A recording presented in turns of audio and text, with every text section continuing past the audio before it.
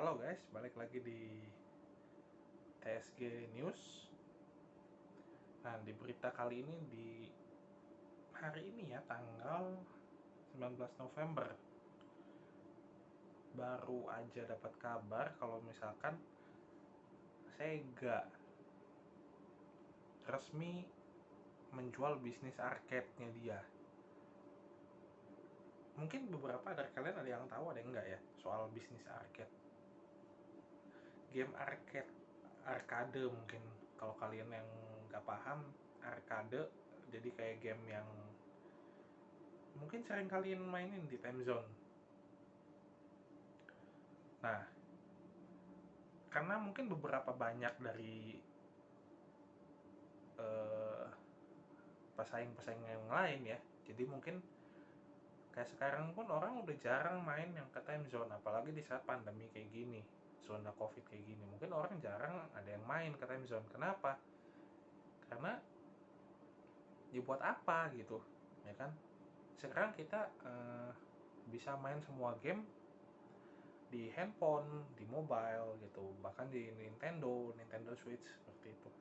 Jadi kadang-kadang kalau misalkan kita ya udah gue mau main kesini aja gitu, ya nggak melulu ini, nggak melulu orang mau dateng, meskipun kadang-kadang ada apa yang masih main gitu, contoh time zone. Cuma kadang-kadang ya gitu, orang lebih larinya ke game mobile kayak PUBG, apalagi ditambah kan sekarang kayak PUBG seperti itu kan udah mulai makin banyak ininya ya, makin banyak apanya, makin banyak hadiahnya, apalagi ditambah ada turnamen-turnamen segala macam. Jadi mungkin eh, ya orang mungkin akan lebih tertarik ke sana, ke game online. Nah, ini juga diberitakan saya baca di berita nih, Sega Semi, perusahaan induk di balik Sega Entertainment, telah mengumumkan bahwa mereka akan menjual bisnis arcade miliknya ke Genda Inc. Itu perusahaan yang sama yang bergerak di rental dunia hiburan. Ya.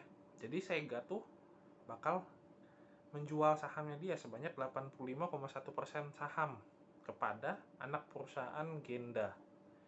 Gitu. Karena eh, banyak yang memang yang terpengaruh dari COVID-19 ini ya, termasuk sebesar perusahaan Sega juga gitu. Sega yang mayoritas induk perusahaannya di Jepang ya. Mungkin dari kalian yang masa kecilnya udah pernah main game Sega, terutama game-game zaman dulu ya, yang Nintendo kayak gituan, yang kecil-kecil ya. Jadi makanya kita ada apa yang tahu dan Sega berikutnya lagi beri PS5. Ada apa sama Sony? Ditekan Sony mulai membuka pre-order ya per 25 nanti, dan itu akan dikirimkan menurut berita yang saya dapat. Sony mengirimkan yang sudah pesen itu akan di deliver tuh Januari 2021 ya,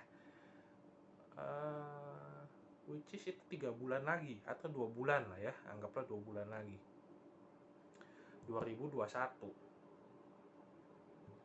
Harganya berapa? Ada berita katanya kurang lebih sekitar 7 jutaan, ada yang bilang 8 juta.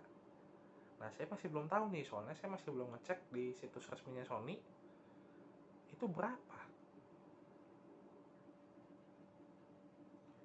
Jadi makanya kita nih harus ini juga sih.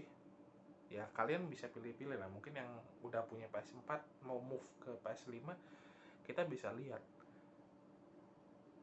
Mungkin ada beberapa channel yang udah ngebahas soal kelebihannya PS5 seperti apa, ya kan? PS4 seperti apa gitu. Jadi ya mungkin beberapa dari kamu gitu. Mas Pak,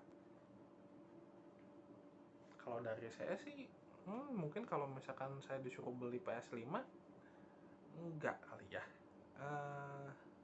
Bilang untuk layarnya 4K, jelas. Terus rendernya akan lebih besar yang pasti ya.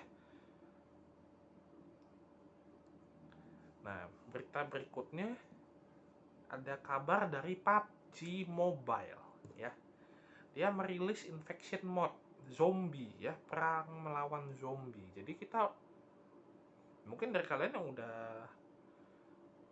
ngerti ya, udah udah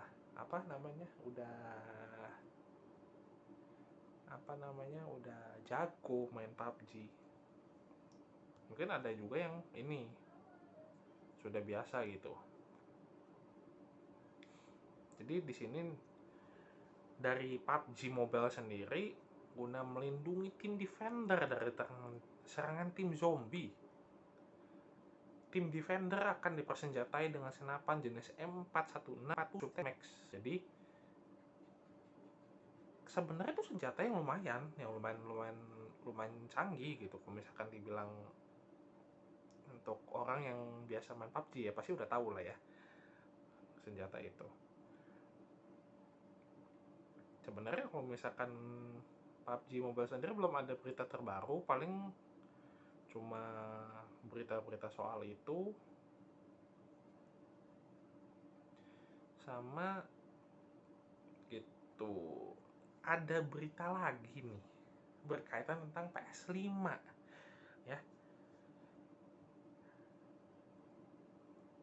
Harga game PS5 itu konon katanya itu sekitar $70 per satu game. Ya, $70 Amerika, which is itu kalau dirupiahkan itu sekitar 1 jutaan. Ya. Gitu. Jadi buat kalian yang mau beli PS5, mendingan kalian nabung buat beli gamenya. Kenapa? Karena harga gamenya juga tidak murah. Sekarang di PS4 kalian bisa beli harga game mungkin sekitar 300, 200 ribu, 500 sampai ada yang 700 ribu ya. Nah di PS5 itu paling murah sekitar 1 jutaan, $70 di Amerika. Nah kita belum tahu nih di Indonesia masuknya kira-kira harganya berapa. Jadi ada beberapa game yang memang sudah dirilis sama Sony, itu harganya berapa, itu ada beberapa diantaranya Demon Souls, Destruction All Star, sama Marvel Spider-Man Miles Morales Ultimate Edition. Jadi yang mungkin yang kalian udah tahu Miles Morales ya, yang sekarang beberapa yang lalu juga pembahasan dari Marvel untuk kembali Marvel Universe ya, sama Soldier. Nah di juga Marvel Spider-Man Morales ya, yang karakternya itu nongol di film Marvel Spider-Man and the Multiverse gitu.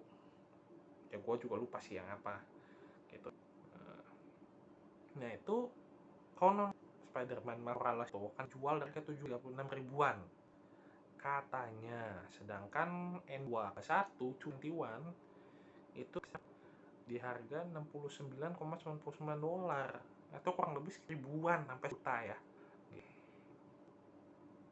Banyak juga yang sebenarnya banyak sih yang bisa dibahas dari PlayStation 5 ya. Bahkan di pembahasan di Twitter atau Xbox atau Sony. Sebenarnya kalau saya disuruh pilih mendingan Xbox atau Sony, saya lebih pilih Sony. Beberapa yang udah saran memang mungkin belum ada yang kerjasama dengan Xbox ya, jadi kita mungkin sementara akan lebih banyak memakai game yang dibikin oleh beberapa developer game yang memang sudah kerjasama dengan Sony. Kalau itu hanya beberapa game yang bisa dimainin di situ, ditambah sendiri harus berapa gitu, ada beberapa yang harus di-purchase gitu, dibeli gitu. Jadi sampai sini aja dulu pembahasan kita dari TSG minggu ini ya. Nantikan terus TSG News tiap hari. Belum jam berapa, cuma setiap hari. So see you soon. and happy weekend.